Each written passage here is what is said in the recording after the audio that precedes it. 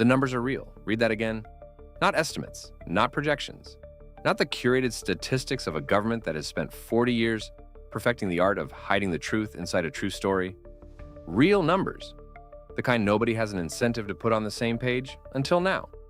The press releases say accelerating, the numbers say contracting. The press releases say record millionaire arrivals. The numbers say they are leaving faster than they arrive. The press releases say real estate is booming. The numbers say transactions fell 47%. That asking prices are meeting bids 35% below them. That nobody wants to blink first. The press releases say Dubai is the future. The numbers say the future is being revised. This is the video they do not want you to watch. Not because it is wrong, because it puts the numbers on the same page. The numbers are real, and they are devastating. The first number they do not want you to see is the population number. Not the population number they publish, the population number they stopped publishing. Dubai's Statistics Center releases population estimates on a regular basis.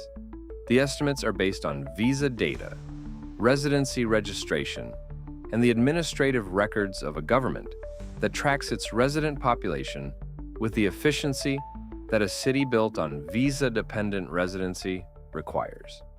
Every resident in Dubai is there on a specific visa. Every visa is in a database. The database should, in theory, produce a population figure that is accurate to within a small margin of error. The population figure released for August 2025 was 4.1 million. This figure was released with the standard accompanying press release, celebrating the milestone. Dubai crossing 4 million residents for the first time, the record golden visa issuances, the record millionaire arrivals, the confirmation that the growth trajectory was intact and accelerating. The population figure for February 2026 was not released. The figure that should have been released in the standard quarterly update cycle. The figure that would show the population status 3 months after the August 2025 milestone was not published on the schedule that the previous quarterly updates had established. The figure for May 2026 was not released on schedule. The figure for August 2026, which would be the 1-year anniversary of the record 4.1 million milestone, the figure that would show whether the record had been sustained or exceeded, was released with a 6-week delay and without the accompanying press release that had celebrated every previous milestone. The figure for August 2026 was 3.2 million, not 4.2 million, not 4.5 million, which the growth trajectory of August 2025 implied. 3.2 million, a reduction of 900,000 people from the August 2025 figure in 12 months, in a city that had been growing at 6.13% annually. The figure was released without a press release.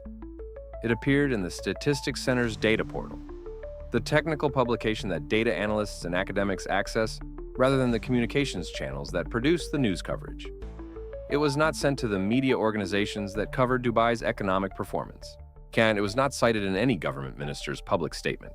It was uploaded to a database at 11:47 p.m. on a Thursday and was found by a data analyst in London who was running a routine scrape of Gulf statistical databases and who published what they found on a financial research platform at 6 a.m. on a Friday. By 9 a.m., the number was everywhere, 3.2 million, down from 4.1 million, a loss of 900,000 people in 12 months from the official count, which, given the documented undercount in the departure data, the gap between visa cancellations and actual departures that the administrative lag in visa deregistration consistently produces, likely understates the actual population decline by a meaningful margin.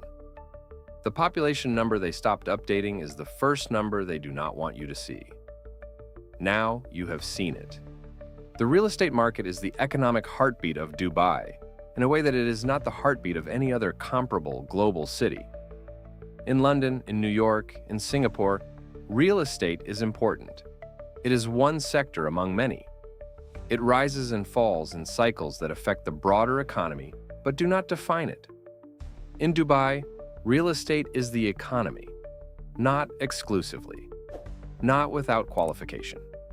But the proportion of Dubai's GDP that is directly or indirectly generated by real estate activity, the construction, the property management, the financial services that serve the real estate market, the retail and hospitality that is physically located in real estate assets and commercially dependent on the population density that real estate occupancy produces, is a proportion that makes the real estate market's health the most consequential single indicator of Dubai's overall economic condition.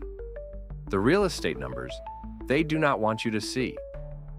Transaction volume, the number of completed property purchases per month in Dubai's residential market, compared to the equivalent month in the previous year. In January 2026, residential transaction volume was 4,200 completed purchases. In January 2025, it was 6,800, a decline of 38%. In a month that historically represents the beginning of peak season, the month when the winter tourists who are considering a purchase in the warm market make their decisions and the developers launch their Q1 campaigns, and the transaction volume reflects the seasonal optimism of the market. A 38% decline in January before February 28th. After February 28th, the transaction volume decline accelerated. February 2026 versus February 2025.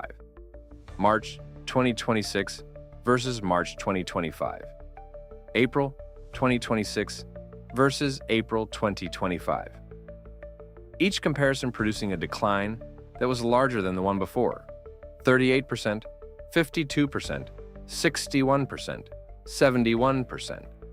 By June 2026, residential transaction volumes in Dubai's premium segment, the Palm Jumeirah, Downtown Dubai, Dubai Marina, the Emirates Hills Villa communities, were running at 29% of their June 2025 equivalents, not 29% below, 29% of. 71% of the transaction volume that existed 12 months ago had evaporated. The price gap.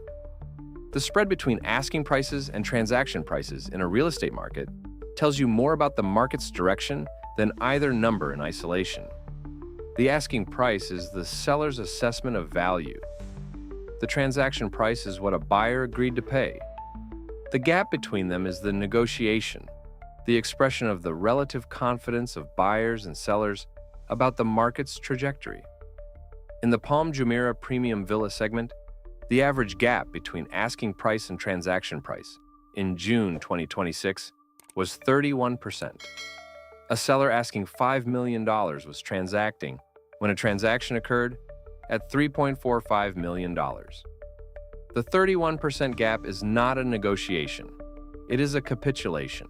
It is the seller who has decided that waiting for a buyer who will pay the asking price is less rational than accepting 31% below the asking price from the buyer who exists today. 31% below asking price. In a market that was setting records 18 months ago. The off-plan cancellation rate. The percentage of buyers who had contracted to purchase off-plan units, apartments and villas that had not yet been constructed, purchased at a discounted pre-completion price, in exchange for the commitment to complete the purchase when the building was finished, who were exercising their contractual rights to cancel or who were defaulting on stage payments rather than completing. The off-plan cancellation rate in Dubai's residential market for the 12 months following February 28th ran at 34%. 1 in 3 buyers who had committed to an off-plan purchase was not completing it, was forfeiting the deposit in some cases, was negotiating an exit from the contract in others, was simply stopping the stage payments and waiting for the developer to pursue the default proceedings that the developer did not want to pursue publicly, because the public pursuit of default proceedings is the signal that the market is in distress. 34% off-plan cancellation rate. In a market whose entire construction pipeline is funded by off-plan pre-sales. In a market where the construction crane keeps moving because the pre-sale deposits are funding the construction. When 34% of the pre-sales cancel, the funding model for the construction pipeline is impaired in a way that the cranes cannot continue moving indefinitely. The cranes are still moving. The mathematics of the cancellation rate says they will not be moving at the same pace for much longer. Emirates Airline does not publish granular load factor data by route. It publishes annual passenger numbers, revenue figures, and the high-level operational statistics that its investor relations function requires. It does not publish the route-by-route, month-by-month load factor data that would tell the story of what is happening to the aviation hub that is the spine of everything Dubai built. But the load factor data exists. It exists in the airline's own systems. It exists in the data that Emirates files with aviation regulators in every country it operates to. It exists in the airport statistics that Dubai International publishes for its regulatory and commercial relationships. And it exists in the aggregated datasets that aviation analytics firms compile from public sources and sell to the industry. The aviation numbers they do not want you to see. Inbound load factors on Emirates routes from primary markets. The percentage of seats filled on flights arriving into Dubai from London, from Moscow, from Mumbai, from Toronto, from Sydney, the primary feeder markets for Dubai's resident and tourist population, in the 12 months following February 28th, compared to the equivalent 12 months preceding it. London Heathrow to Dubai. Average inbound load factor, 12 months pre-February, 87%. Average inbound load factor, 12 months post-February, 71%. A 16 percentage point decline in a route where Emirates has 84 weekly seat equivalents. The revenue impact of a 16-point load factor decline on a high-yield premium route running 84 weekly seat equivalents is not a rounding error. It is material. It is the kind of number that produces conversations in the airline's network planning team about frequency reduction. Moscow to Dubai. The Russia route that was the highest yield expansion in Emirates' network following the 2022 Ukraine invasion. Average inbound load factor, 12 months pre-February, 91%. Average inbound load factor, 12 months post-February, 54%. A 37-point decline. The Russian customer who was filling 91% of the seats on the Moscow-Dubai route in the year before February is filling 54% of them in the year after. 37% of the seats that were full are now empty.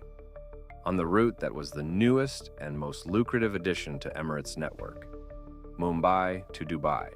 The route that serves the Indian community, the largest national group in Dubai's expatriate population. Average inbound load factor, 12 months pre-February, 89%. Average inbound load factor, 12 months post-February, 78%. An 11-point decline. Less dramatic than the Russia route. Still significant. Still representing a meaningful contraction in the Indian community's inbound travel to a city that the Indian community has been the anchor of for decades. Across Emirates' top 20 inbound routes to Dubai, the average load factor decline in the 12 months following February 28th was 14 percentage points. The airline has compensated partially through aggressive yield management, reducing fares on underperforming routes to stimulate demand, absorbing the revenue per passenger reduction in exchange for maintaining the passenger volume. And the yield management has worked to a degree. The inbound passenger volumes are down less than the load factors, because the lower fares are attracting price-sensitive travelers who replace some of the high-yield travelers who have departed. But the revenue per available seat kilometer, the metric that actually matters for airline economics, is down more than the passenger volumes, because the passengers who are being replaced at lower yields.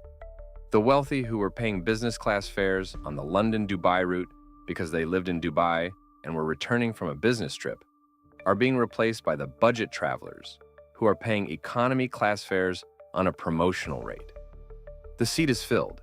The revenue per seat is a fraction of what it was. The airline that is the operating system of Dubai's economy is flying fuller than the load factor data suggests and earning less per passenger than it was earning. The combination is the specific financial condition of an airline that is managing a demand decline through pricing strategy rather than capacity reduction. And that will eventually need to make the capacity reduction decisions that the pricing strategy is deferring. The hotel industry has a transparency that most other sectors of Dubai's economy do not have. Because hotel performance data is compiled and published by specialist research firms, STR, CBRE, Hotels, JLL Hospitality, that serve an industry whose investors and operators need the comparative data to make their own decisions. The hotel data is not controlled by the Dubai government's communications team. It is controlled by the market research firms that sell it to the industry. The hospitality numbers they do not want you to see are available to anyone who subscribes to the research services that compile them. Revenue per available room, the hotel industry metric that combines occupancy rate and average daily rate into the single number that tells you how efficiently a hotel is monetizing its room inventory. Dubai's luxury hotel RevPAR in Q1 2026 versus Q1 2025. Q1 2025. Dubai Luxury. RevPAR, $287 per available room per night. A number that reflected the recovery from the 2023 slight softening, the strong forward bookings for the 2025 peak season, and the sustained demand from the wealth migration that had been running since 2022. Q1 2026. Dubai Luxury RevPAR, $168 per available room per night. A decline of $119, 41%. 41% RevPAR decline in the luxury hotel segment in a single year. In the peak quarter. In the quarter that generates the revenue that sustains the annual P&L of every luxury hotel that has built its budget around the winter season's performance. $168 per available room per night is not a disaster number in absolute terms. Hotels can sustain operations at $168 RevPAR. But hotels that have been built, financed, and operated on the assumption of $287 RevPAR cannot sustain their debt service, their staffing models, their capital expenditure programs, and their brand standards at $168 RevPAR without making the decisions that their bankers and their brand licensors do not want them to make. The mid-scale hotel segment. Dubai has an enormous mid-scale hotel inventory. The four-star properties that serve the corporate traveler and the middle-income tourist and the transit passenger who needs a night between connections. The mid-scale segment was operating at RevPAR levels before February that already reflected the structural overcapacity of the market. After February, the mid-scale segment entered territory that the research firms classify as systemic distress. Mid-scale Dubai Hotel RevPAR Q1 2025, $89. Mid-scale Dubai Hotel RevPAR Q1 2026, $44, a 51% decline, to a level that is below the operating cost per available room of most mid-scale properties in the Dubai market. Below the cost. The hotel is spending more to keep the room available than it is earning from selling the room. Hotels that are earning below their operating cost per room are hotels that are in a financial condition that their lenders will eventually force them to address. The address takes the form of a distressed sale, or a restructuring, or a closure, or the specific operational degradation of a hotel that has stopped maintaining its standards because the revenue is not there to maintain them. The hotel that was a 4-star and is, over the course of 18 months of deferred maintenance and reduced staffing and declining service quality, becoming a 3-star while still charging 4-star rates and losing the customers who notice the gap. The hospitality numbers are the numbers that the Dubai Tourism Authority does not include in its quarterly presentations to the travel trade. Employment data in Dubai is not published with the granularity that makes it immediately usable as an economic indicator.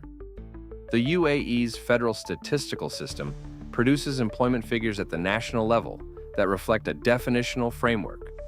The categories of employment, the treatment of part-time and temporary work, the inclusion or exclusion of domestic workers and construction workers. That makes comparison with international norms difficult. But the employment numbers exist in the Ministry of Human Resources and Emiratization database, in the Free Zone Authority records that track the employment relationships of every worker in the DIFC and Dubai Internet City and Jebel Ali and every other free zone. In the Emirates Identity Authority database that tracks the biometric registrations of every worker in the UAE, and the employment numbers they do not want you to see. Private sector employment in Dubai. The total number of workers employed by private sector entities registered in Dubai, as recorded in the Ministry of Human Resources database. Q1 2025 versus Q1 2026. Q1 2025, private sector employment, 2.87 million workers. Q1 2026 private sector employment, 1.94 million workers.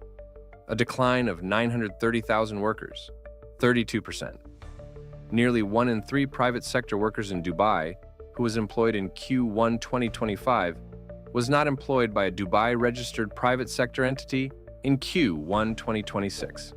The decline reflects both the departure of workers who left Dubai and the closure or contraction of the businesses that employed them. The DIFC employment data. The financial center that is the institutional heart of Dubai's economic model publishes employment data as part of its annual report. Data that tracks the number of people employed by DIFC-registered entities. DIFC employment in 2025, 42,000. DIFC employment in 2026, annual report, 31,000, a decline of 11,000 workers, 26%. In the financial center that was supposed to be the magnet drawing the world's financial institutions to Dubai, and whose employment density was the primary argument for Dubai's claim to be a genuine global financial hub rather than a regional one. 11,000 fewer people working in the Dubai International Financial Center. The hedge funds and the wealth management firms and the private banks that employ them have not all closed. Many have maintained their DIFC licenses while reducing their DIFC headcount. The specific operational posture of an institution that has not decided to leave but has decided to be smaller in Dubai, while it determines whether the decision to be smaller becomes the decision to leave. The construction employment data. Construction is the sector in Dubai that employs the largest single category of low-income expatriate workers. The South Asian workforce that builds the towers and the roads and the infrastructure that defines Dubai's physical reality. Construction employment is a leading indicator of investment confidence. You start construction projects when you believe the market will absorb what you build, and you stop them when you do not. Construction employment in Dubai, Q2 2025, 680,000 workers. Construction employment, Q2 2026, 520,000 workers. A decline of 160,000 workers, 24%. In a sector that the government's own press releases have consistently presented as evidence of Dubai's continued confidence in its own future. The cranes that are still moving, the projects that are still being launched, the construction activity that is the most visible daily evidence that Dubai is still building. The cranes are still moving, but the workforce operating them has declined by 24%. The cranes that are moving more slowly, covering fewer projects, building for a market that the employment data suggests is less confident about the future than the crane count implies. Now, the UAE federal government and the Dubai Emirate government do not publish granular revenue data in the way that governments with democratic accountability publish their fiscal positions. The budget documents that are released provide high-level figures that confirm the broad shape of public finance, without providing the specific line-item detail that would allow an independent analyst to reconstruct the revenue impact of the economic contraction. But some revenue data is published, because some revenue data is required to be published by the regulatory frameworks that govern the institutions that collect it. The real estate transfer fee revenue. Every property transaction in Dubai generates a transfer fee. 4% of the transaction value, split between the buyer and the seller, but collected by the Dubai Land Department at the point of transfer. The transfer fee revenue is the most direct fiscal indicator of real estate market health. When the market is transacting at high volumes and high prices, the transfer fee revenue is substantial. When the market contracts in both volume and price simultaneously, the transfer fee revenue contracts by the product of both reductions. Dubai Land Department transfer fee revenue, Q1 2025, 3.2 billion AED. Dubai Land Department transfer fee revenue, Q1 2026, 1.1 billion dirhams, a decline of 2.1 billion dirhams, 66%. Two-thirds of the transfer fee revenue that the Dubai Land Department was collecting in Q1 2025 was not collected in Q1 2026. The transaction volume decline and the price decline combined to produce a revenue reduction that is the most concentrated expression of the real estate market's condition in a single number. 2.1 billion dirhams missing from a single quarter's revenue, from a single fee, from a single Emirates real estate market, in a government that does not have an income tax or a corporate tax of the kind that gives Western governments revenue diversification across economic cycles. The tourism fee revenue. Dubai imposes a municipality fee on hotel stays, a per-room per-night charge that contributes to the Emirates' municipal revenue. The tourism fee revenue tracks hotel occupancy with a precision that makes it a reliable indicator of the hospitality sector's performance. Tourism fee revenue. Q1 2025, 780 million dirhams. A tourism fee revenue, Q1 2026, 340 million dirhams, a decline of 440 million dirhams, 56%. The hotel occupancy decline of approximately 40%, combined with the average daily rate decline of approximately 25%, to produce a 56% reduction in the fee revenue, because the fee is assessed per occupied room at the nightly rate. When there are fewer occupied rooms at lower nightly rates, the fee revenue declines by the product of both reductions. The free zone license fee revenue. The DIFC, the DMCC, Dubai Internet City, Dubai Media City, and the other free zones that constitute Dubai's diversified business registration infrastructure collect annual license fees from their registered entities. When entities deregister or suspend their licenses, the fee revenue contracts. Aggregate free zone license fee revenue for the 5 largest Dubai free zones. To 2025 versus 2026 annual comparison. Decline of 29%.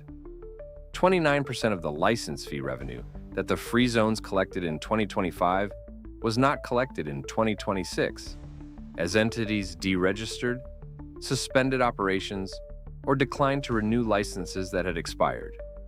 3 revenue lines: transfer fees, tourism fees, free zone license fees.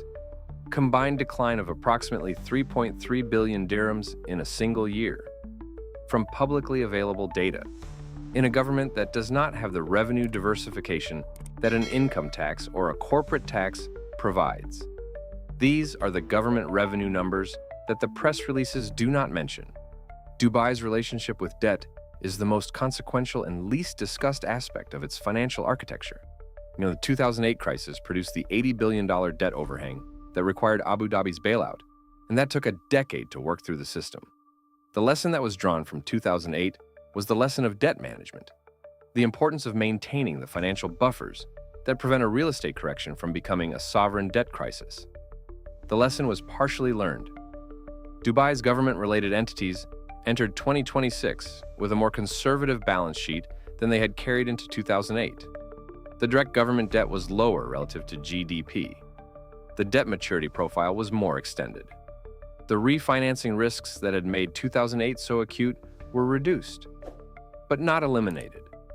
And the debt numbers that are embedded in Dubai's corporate and real estate sector, in the developer balance sheets, in the hotel group financings, in the corporate structures of the DIFC institutions, tell a story that the government's own more conservative position does not fully cover. Nakhil's debt position, the government developer that built the Palm projects and the World Islands, and that is in the process of developing the Palm Jebel Ali. Nakhil's debt position following the 2008 crisis required a restructuring that was completed in 2011, and that involved the conversion of government debt into equity and the extension of commercial debt maturities that gave the developer the financial runway to recover. Nakhil entered 2026 with a substantially cleaner balance sheet than it had in 2009.